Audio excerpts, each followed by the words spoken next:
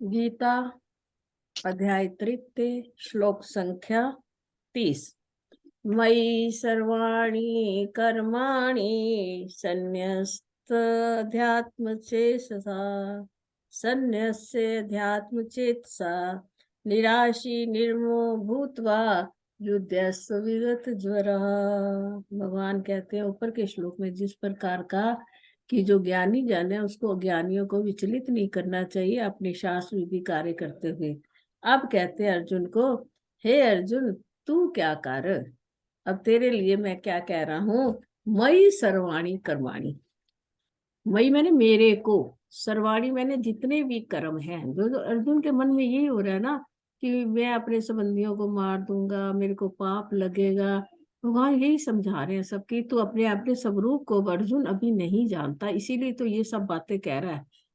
तो इसलिए तू जो भी कर्म करेगा तेरा कर्म का दोष नहीं लगेगा, तेरा कर्म बंधन नहीं बनेगा। तो मैं तेरे को एक उपाय बताता हूँ अर्जुन। मयि सर्वाणी कर्माणी, जितने भी सारे कर्म तू कर रहा है, चाहे युद्ध कर रहा है चाहे कैसे बात कर रहा है, सब कुछ जो दिन से लेकर रात तक करता है, मयि मेरे को, सर्वाणी सभी कर्मों को, कर्माणी बहुवचन है, मेरे को क्या कर दे, संन्यास, संन्यास से तू सारे कर्मों को मेरे को अर्पित कर दे। संन्यास में होता है अर्पण करना। किससे? अध्यात्म चेतसा, ये बहुत बड़ी मुख्य है। कहते हैं उस अध्यात्म चित्त वाला बन के मुझ परमात्मा में, अध्यात्म चित्त क्या होता है? परमात्मा में चित्त लगा हो जिसका, उसको कहते हैं अध्यात्म चेतसा। जिस जीव का मन अध्यात्म में लगा हुआ है, परमात्मा में लगा हुआ, कहता है ऐसा सोचकर मुझ में चित्त लगाने वाला होकर अर्जुन तो सभी कर्मों को मेरे को अर्पित करता जा। ये ना कह कि मैंने मारा या मेरे द्वारा मारे जाएंगे, मेरे को पाप लगेगा, ये सारी बातों का छोड़कर जो तेरे को लड़ाई में अगर तू मार दिया तो कह दे श्री कृष्ण ने मारा है ना। निराशी, निराशी यानी निराशा से रहित हो जा। निराशा हो जाती है ना अगर अर्जुन के द्वारा अगर उसके पितामह लग जाता थी तो उसको निराशा होती ना। इसलिए भगवान ने कहा कोई आशा मत कर इस युद्ध में, कुछ भी हो सकता है। आशा से रहित होकर ये भी मत कर कि मेरी विजय होएगी या दुर्योधन की विजय होगी। अर्जुन को कुछ नहीं ना जानता। कोई भी आशा मन में ना हो जब जीव के, उसको कहते हैं निराशी मन। हाँ, ऐसा होना तो बहुत मुश्किल है। आशा तो सब, आशा है तो जी रहे हैं ना। ये हम जैसे क्या संसारियों की बात है। तो भगवान कह रहे हैं अर्जुन तू निराशा वाला बन जा, तेरे मन में कोई आशा ना जागृत हो, सिर्फ तू जैसा मैं कह रहा हूं तू कर्म कर। यही हमारे को गीता का उपदेश सही से यही है भाई, तुम्हारे सामने जो कर्म आ जाता है उसको भली भांति कर दो, उसमें कुछ भी मत सोचो। कर्म आया, कर्म को करके छोड़ दिया, ना उसके फल की इच्छा रखी, ना सोचा इस कर्म में करने से मुझे क्या मिलेगा, मुझे पाप मिलेगा या पुण्य मिलेगा। इस सब की चिंता को त्याग कर सिर्फ सामने सम्मुख तुम्हारे जो कर्म आ जावे उसको तुरंत कर लेना चाहिए और कह देना चाहिए श्री कृष्ण जो कुछ किया तूने किया, मैंने कुछ नहीं किया। निराशी। फिर कहते हैं निर्ममो। और जो सबसे बड़ी मुख्य बात तो अर्जुन को मोह हो रखा था यहाँ पे, भगवान ने कहा निर्ममो, तू जो अपनी ममता है ना उसका भी त्याग कर दे।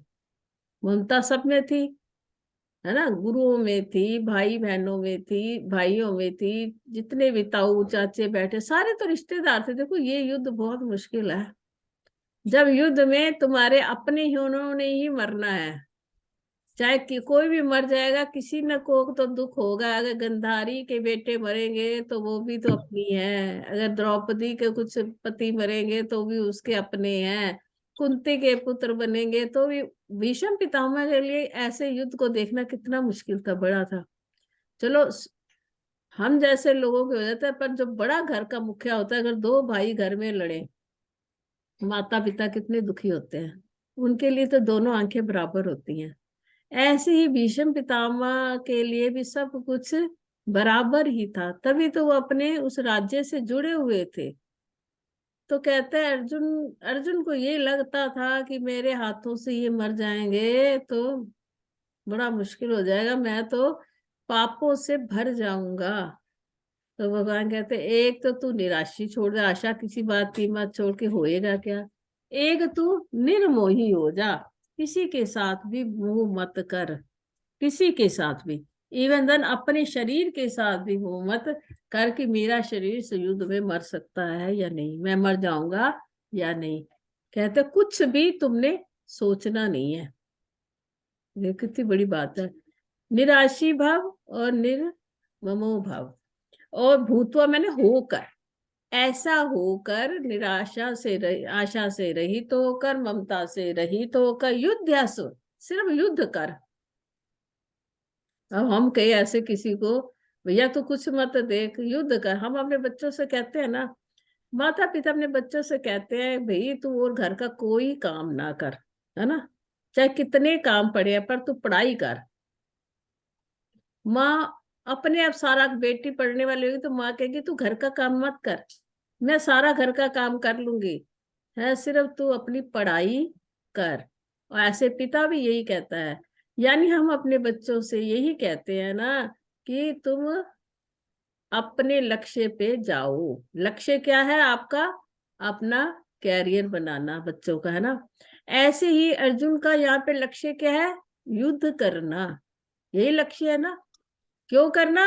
एक तो युद्ध तुम्हारे सामने आकर खड़ा हो गया, तुमने मांगा नहीं था। दूसरा तुम क्षत्रिय हो, इसलिए युद्ध करना तुम्हारा कर्तव्य है।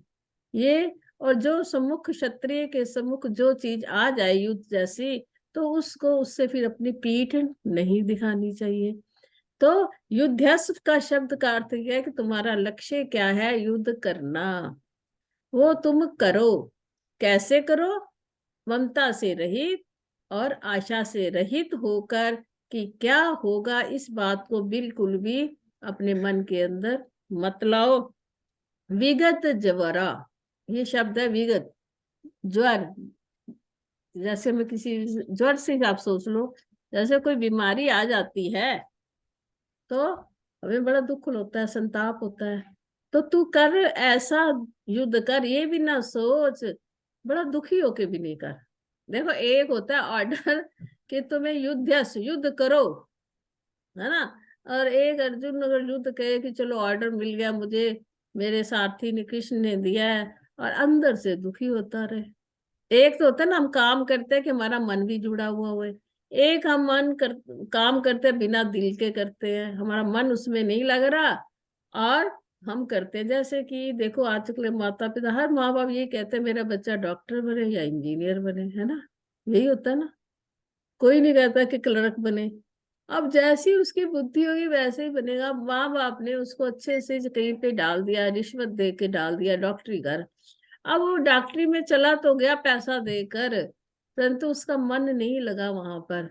अगर वो पास कर भी लेगा पैसा देकर, परंतु फिर वो अपना धंधा सही से नहीं कर पाएगा, उसके पास कभी भी लोग संतुष्ट नहीं होंगे। क्यों नहीं होंगे?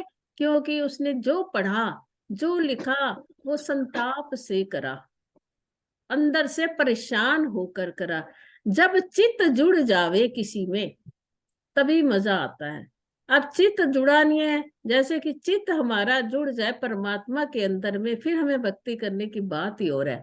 और एक हम कोई गुरु के बेटा तुमने आज 10 माला करनी है, गुरु ने कहा था करनी है, और कभी ऊँघ रहे हैं, कभी इधर हो रहे हैं, कभी उधर हो रहे हैं, एक मन करता है आज मैं जप में बैठ जाऊं। देखो कितना है ना दोनों में फर्क। तो वो जो अपने आप जीव करता है, जो चित्त से जुड़कर हमारा कार्य होता है, वो विगत ज्वरा होता है, संताप से रहित होता है। कोई भी कर्म जब हम बड़े दिल मन से लगाकर करते हैं, वो उसी में ही सफलता की प्राप्ति अंदर से सही से होती है। आप अपने घर में किसी को कोई सब्जी बना दो, उसका मन नहीं है, और उसकी सब्जी खाए, आप खा ही नहीं पाओगे, क्योंकि उसका मन ही नहीं था। उसके मन के अंदर परेशानी थी कि क्या मुसीबत कर दी मेरे लिए खाना। इसलिए कहते हैं खाना बनाते समय बड़ा शुद्ध मन होना चाहिए, उसी के हाथ का खाना खाना चाहिए जो तुम्हें अच्छे से दिल से दे रहा हो बनाकर, नहीं तो कोशिश करो अपने हाथ से ही बनाकर खा लो। नहीं, किसी की हाय माइयों की, माइयां फिर भी पता है खुश होके बनाते हैं क्योंकि उनको पैसे मिलते हैं उसकी वजह से। दूसरा बंदा कोई खुश होके तुम्हें खिलाए, ये बड़ी कृपा होती है भगवान की ऊपर। जैसे कि हम अपने गुरुओं को कहते हैं हाय शुक्र है हमारे घर से जरा सा कोई लगा के चला जाए गुरु, है ना, इतना मोहब्बत होती है। जिससे हमारा प्यार होता है उसको हम बड़े संताप रहित खिलाते पिलाते हैं।